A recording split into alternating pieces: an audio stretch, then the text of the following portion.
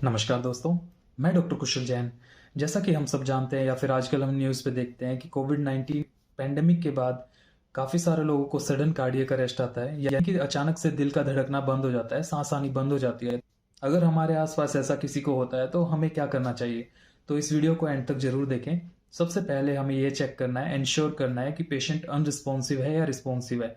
तो हमें जगाने की कोशिश करनी है। उसके अलावा फिर हमें कैरोटिड पल्स चेक करनी है, सांस चेक करनी है, पेशेंट सांस ले रहा है या नहीं। कैरोटिड पल्स चेक करने के लिए आपको पेशेंट की नेक पे हाथ रख के चेक करना है। यहाँ पे एक आर्टरी आप पैल्पेट कर सकते हैं, कैरोटिड आर्टरी में पल्स रहती है। उसके अलावा आप रेडियल पल्स चेक कर सकते हैं।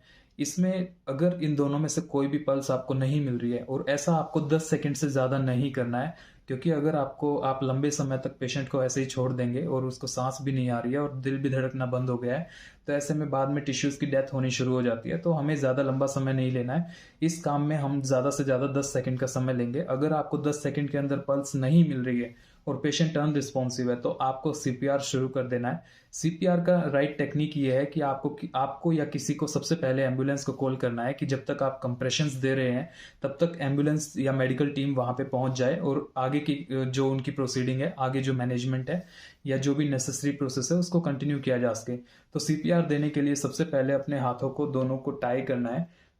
उसके बाद आपको चेस्ट के सेंटर में, दोनों निपल्स के सेंटर में, आपको जहाँ पे हार्ट हमारा होता है, हल्का सा लेफ्ट साइड पे उसको कंप्रेशन शुरू करना है। कंप्रेशन की डेप्थ आपको 5 से 6 सेंटीमीटर तक पर कंप्रेशन आपको डीप जाना है, और ऐसा आपको 100 से 120 कंप्रेशंस 1 मिनट की स्पीड में करने हैं, मतलब कि पर मिनट की स्पीड से करना है। 100 से 120 कंप्रेशन आपको पर मिनट रखने हैं। और अगर 30 कंप्रेशंस आप पूरे कर लेते हैं, उसके बाद आपको 2 ब्रीदिंग, यानी कि माउथ से आपको पेशेंट को सांस देनी है, जिसको माउथ टू माउथ ब्रीदिंग बोलते हैं।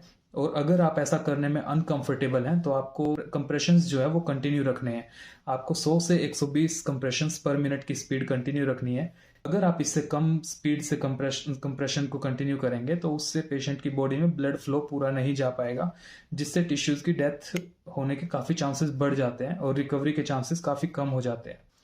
और अगर आप कंप्रेशन देते टाइम थकान महसूस करते हैं, तो आप किसी और की हेल्प ले सकते हैं। आप उनको बोलिए आपको रिप्लेस करके वो कंप्रेशंस को कंटिन्यू करें। बट उसके बीच में आपको रुकना नहीं है। आपको सिर्फ जब आप ब्रीथ दे रहे होंगे, 30 कंप्रेशंस के बाद जब आपको माउथ टू माउथ ब्रीथ देना है, या फिर अगर आपके पास एम्ब्यू बैग है, अगर आप उससे पेशेंट को ब्रीथ दे रहे हैं, तो आपको 30 के बाद 2 ब्रीदिंग के लिए रुकना है।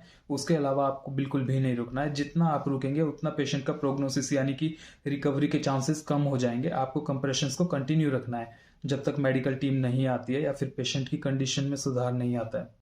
अगर सडन कार्डियक अरेस्ट के केस में हम लोग सही समय पे कंप्रेशन शुरू करते हैं और सही टेक्निक हम यूज़ करते हैं, तो पेशेंट की रिकवरी के चांसेस काफ़ी ज़्यादा बढ़ जाते हैं। लेकिन अगर उसमें हम लोग डिले करते हैं या थोड़ा सा भी किसी भी कारण से डिले हो जाता है, तो उससे रिकवरी या बेटर होने के चांसेस काफ़ी कम हो जाते हैं। जब आप पेशेंट को माउथ टू माउथ देंगे, तो उस टाइम पे आपको पेशेंट की चिन को ऊपर की तरफ लिफ्ट करना है। उसकी नोज को पिंच करके क्लोज करना है टाइटली, जिससे कि पेशेंट की नोज से जो आप एयर दे रहे हैं वो वहां से लीक ना हो। उसके बाद आपको माउथ को पूरे को कवर करके और पेशेंट को ब्रीथ देनी है।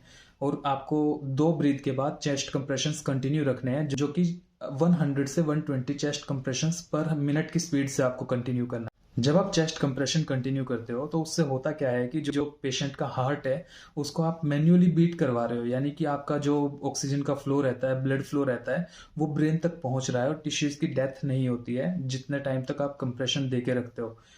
तो जब हमारा हार्ट काम करना बंद कर देता है, ऐसे में होता क्या है कि हमारे ब्रेन तक ऑक्सीजन नहीं पहुंच पाती है, जिसकी वजह से ब्रेन टिश्यूज की डेथ होनी शुरू हो जाएगी। और उससे इस्कीमिया, यानी कि जहाँ पे ऑक्सीजन नहीं पहुंचती है वो टिश्यू खराब होना शुरू हो जाता है। लेकिन अगर आप मैन्युअली कंप्रेशन के थ्रू और ऑक्सीजन दे के पेशेंट को कंटिन्यू करते हैं, सीपीआर जिसको बोलते हैं, तो उस केस में होता ये है कि जो आप पंप कर रहे हैं वो आपका फ्लो जो है वो ब्रेन तक जा रहा है, और आप ऑक्सीजन भी माउथ से दे रहे हैं, तो उससे ऑक्सीजन और हार्ट रेट दोनों मेंटेन रहती है। और तो अगर पेशेंट की हार्ट बीट कंटिन्यू हो जाती है, तो उसमें प्रोग्नोसिस ज़्यादा बेटर हो सकता है। अगर इस टॉपिक से रिलेटेड आपका कोई सवाल या डाउट है, तो आप नीचे कमेंट सेक्शन में ज़रूर पूछ सकते हैं।